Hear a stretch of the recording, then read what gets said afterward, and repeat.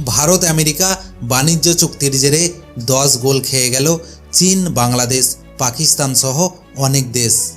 এই বাণিজ্য চুক্তির ফলে 50% থেকে শুল্ক নেমে দাঁড়ালো 18%।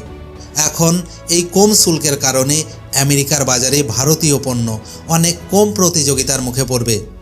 কারণ যে দেশগুলোর সঙ্গে ভারতের প্রতিযোগিতা আমেরিকার বাজারে জিনিস বিক্রি করার জন্য, সেই দেশগুলোর তুলনায় ভারতের ওপর শুল্কের হার অনেকটাই কম। যেমন চীন 37%, ব্রাজিল 50%, দক্ষিণ আফ্রিকা 30%, পাকিস্তান 19%, বাংলাদেশ 20%। এই তুলনা দেখাচ্ছে আমেরিকার বাজারে ভারতীয় পণ্য অনেকটাই অ্যাডভান্টেজ পাবে। কিন্তু এর জন্য ভারতকে রাশিয়া থেকে তেল কেনা বন্ধ করতে হবে এবং আমেরিকা থেকে $500 বিলিয়ন জ্বালানি, প্রযুক্তি এবং কৃষি পণ্য কিনতে হবে। এই চুক্তির ফলে আমাদের দেশে কি পেট্রোল, ডিজেলের দাম বাড়বে? তোমার কি মনে হয়?